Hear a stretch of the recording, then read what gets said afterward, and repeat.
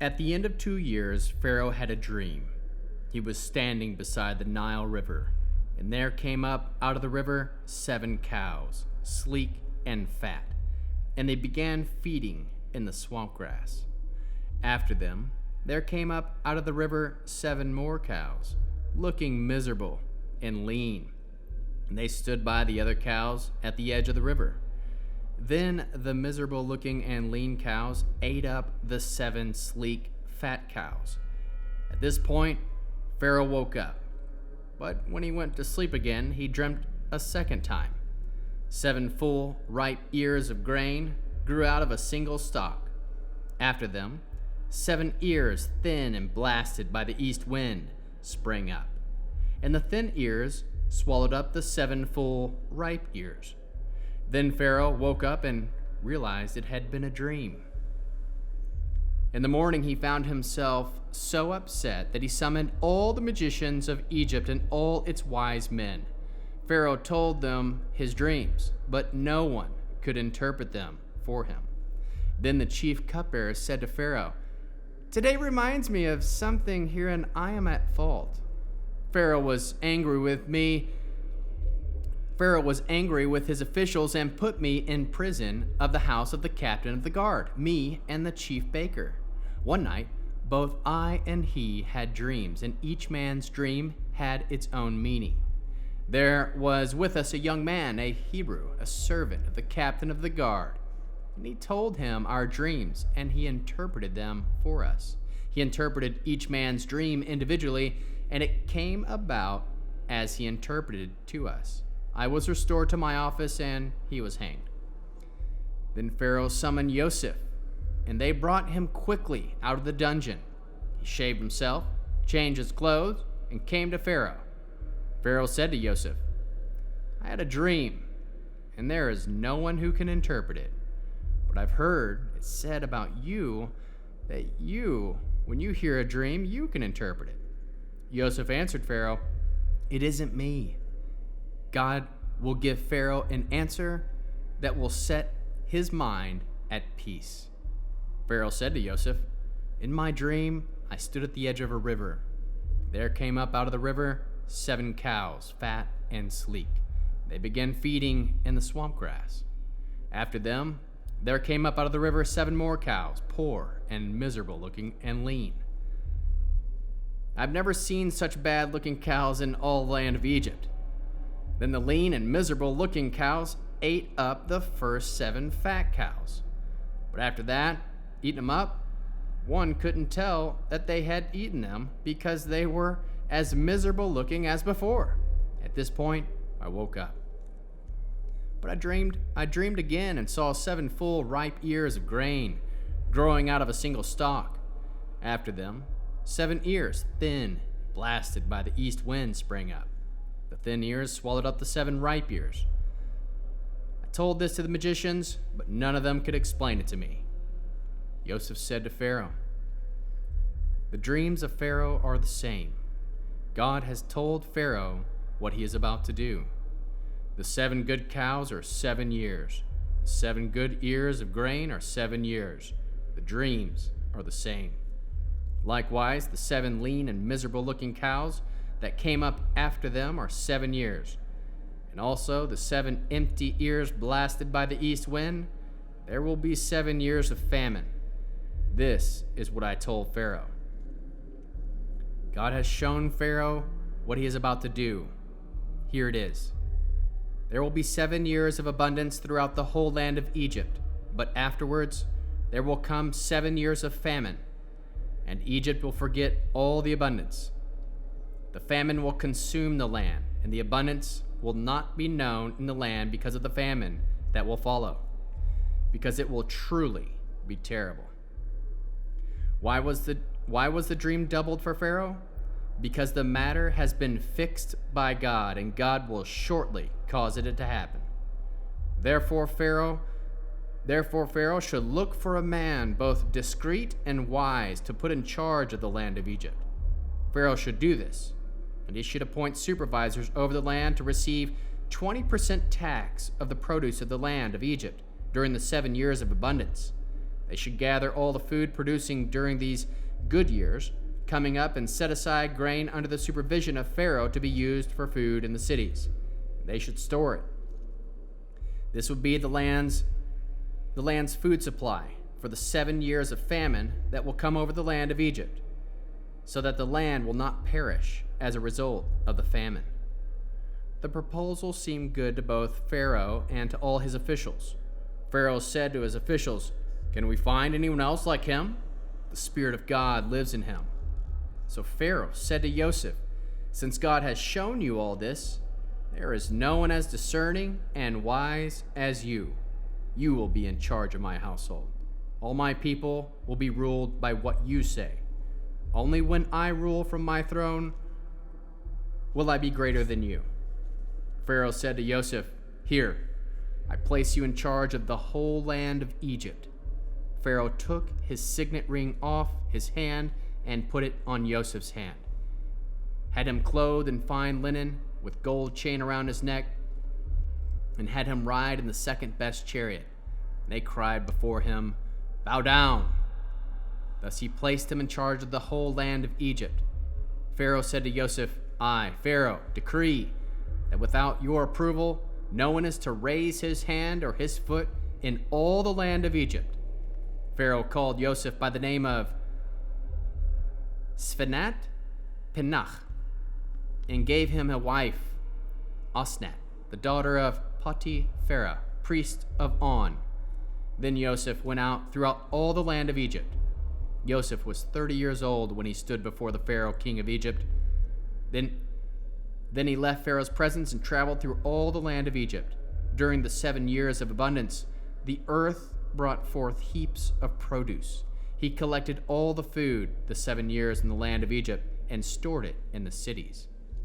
The food grown in the fields outside each city he stored in that city. Joseph stored grain in quantities like the sand of the seashore, so much that he stopped counting, because it was beyond measure. 2 sons were born to Joseph before the year of famine came. Osnat, the daughter of Potipharah, priest of On, bore them to him. Joseph called the firstborn Manasseh, causing to forget, because God has caused me to forget the troubles I suffered at the hands of my family. The second he called Ephraim, fruit, for God has made me fruitful in the land of my misfortune. The 7 years of abundance in the land of Egypt ended. The 7 years of famine began to come, just as Joseph had said. There was famine in all lands, but throughout the land of Egypt there was food. When the land of Egypt started feeling the famine, the people cried to Pharaoh for food. Pharaoh said to all the Egyptians, "Go to Joseph and do what he tells you to do." The famine was all over the earth, but when Joseph opened all the storehouses and sold food to the Egyptians, since the famine was severe in the land of Egypt, moreover all countries came to Egypt to Joseph to buy grain, because the famine was severe throughout the earth. Now Joseph saw that there was grain in Egypt, Yaakov saw that there was grain in Egypt, so Yaakov said to his sons, "Why are you staring at each other? Look," he said, "I've heard that there's grain in Egypt. Go down there and buy some for us from there, so that we can stay alive and not die." Thus Joseph's 10 brothers went down to buy grain from Egypt, except for Binyamin, Joseph's brother. Yaakov did not send him with his brothers because he was afraid something might happen to them. The sons of Israel came to buy along with the others that came, since the famine extended to the land of Canaan. Joseph was governor over the land. It was he who sold to all the people of the land. Now when Joseph's brothers came and prostrated themselves before him on the ground, Joseph saw his brothers and recognized them, but he acted toward them as if he were a stranger and spoke harshly with them. He asked them, "Where are you from?"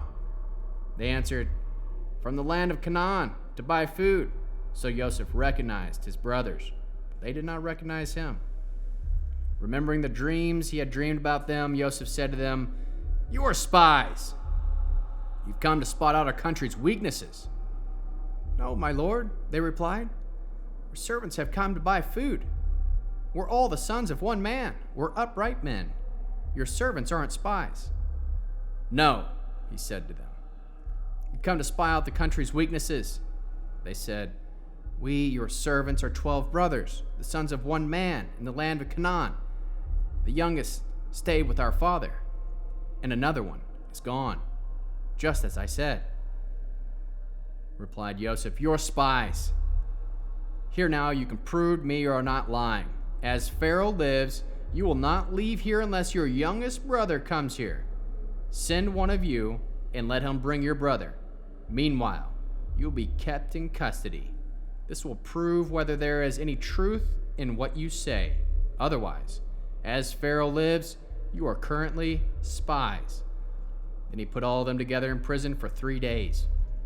On the 3rd day, Joseph said to them, "Do what I say and stay alive, for I fear God.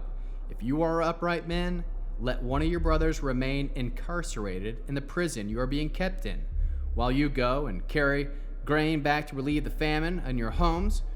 But bring your youngest brother to me. In this way, your statements will be verified, and you won't die." So they did it. They said to each other, "We are in fact guilty concerning our brother. He was in distress and pleaded with us. We saw it and wouldn't listen. That's why this distress has come upon us now." Reuben answered them, "Didn't I tell you? Don't wrong the boy." But you wouldn't hear of it. Now comes the reckoning for his blood. They had no idea what Joseph understood them, since an interpreter was translating for them. Joseph turned away from them and wept. Then he returned and spoke to them. He took Shimon from among them and put him in prison before their eyes. Next he ordered that their containers be filled with grain, that every man's money be put back in his pack, and that they should be given provisions for the journey. When these things had been done for them, they loaded their grain on their donkeys and departed. But at camp that night, as one of them opened his pack to give fodder to his donkey, he noticed his money. "There it is, just inside my pack." He said to his brothers, "My money has been restored. There it is, right in my pack." At that, their hearts sank. They turned, trembling, to one another and said, "What is this that God has done to us?" They returned to Yaakov, their father, in the land of Canaan, and told them all that had happened to them. "The man, the lord of the land, spoke harshly with us. He took us for spies in this country. We said to him, 'We are upright men. We're not spies. We are 12 brothers, sons of our father. One is gone, and the youngest stayed with our father in the land of Canaan.' But the man, the lord of the land, said to us, 'Here is how I will know that you are upright men. Leave one of your brothers with me. Take grain to relieve the famine in your homes, and go on your way. But bring your youngest brother to me. By this I will know that you aren't spies, but are upright men. Then I will return to your brother to you, and you will do business in the land.' Next, as they emptied their packs, there was each man's bag of money in his pack. And when they and their father saw their bag of money, they became afraid. Yaakov, their father, said to them, 'You have robbed me of my children. Joseph is gone. Shimon is gone. And now you're taking Binyamin away? It all falls on me.' Reuben said to his father, 'If I don't bring him back to you, you can kill my own 2 sons. Put him in my care, I will return him to you.' But he replied, 'My son will not go down with you. His brother is dead. He alone is left. If anything were to happen to him while you're traveling with you, you would bring my gray hair down to Sheol with grief.'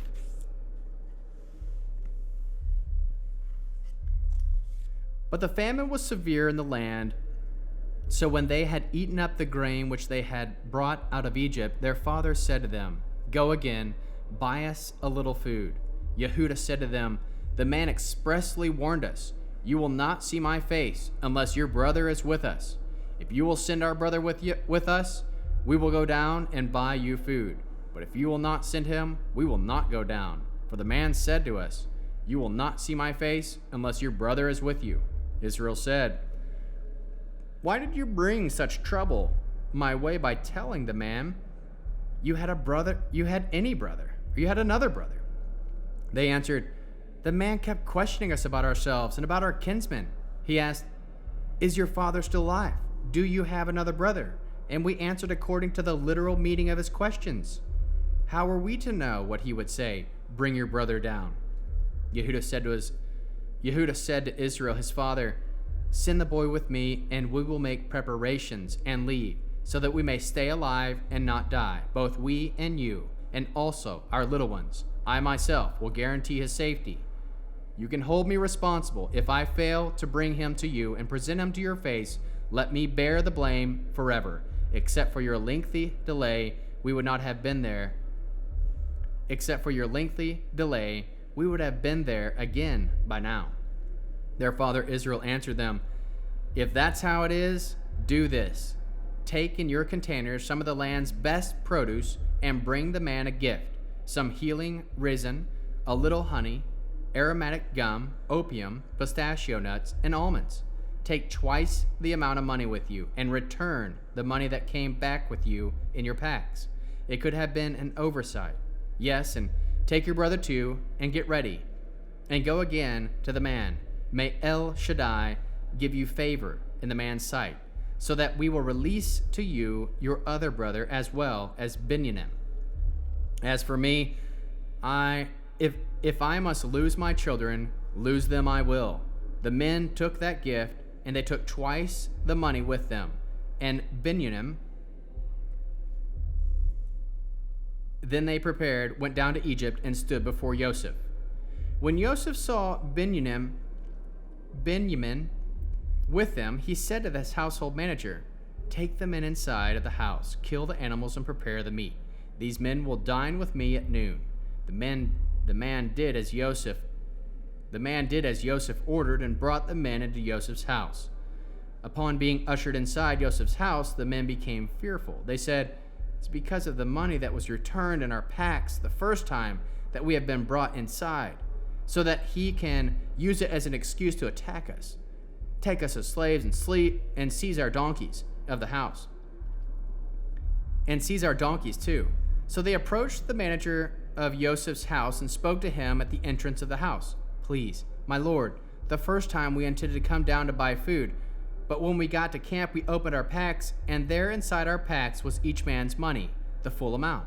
We have brought it back with us. Moreover, we have brought down other money to buy food. We have no idea who put our money in our packs." "Stop worrying," he replied. "Don't be afraid.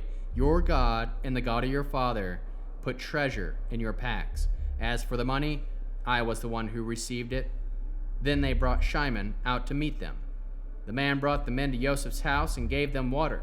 They washed their feet and provided fodder for their donkeys. Then they got their gift ready for Joseph's arrival at noon, for they had heard that they were going to eat a meal there. When Joseph arrived at home, they went in the house and presented him with the gift that they had brought with them. They prostrated themselves before him on the ground. He asked them how they were, inquired, "Is your father well? The old man of whom you spoke, is he still alive?" They answered, "Your servant our father is well. Yes, he is still alive," as they bowed in respect.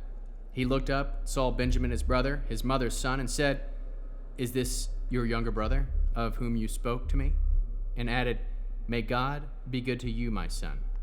Then Joseph hurried out, because his feelings toward his brother were so strong that he wanted to cry. He went into his bedroom, and there he wept. Then he washed his face and came out, but he controlled himself and gave the order to serve the meal. They served him by himself, the brothers by themselves, the Egyptians included in the meal by themselves. Egyptians don't eat with the Hebrews, because that is abhorrent to them. So they sat there facing him, the firstborn in place of honor, the youngest and the last, and the men expressed their amazement at each other. Each was giving his servant in front of him. So Benjamin's portion was 5 times as large as any of theirs. So they ate and enjoyed themselves with him.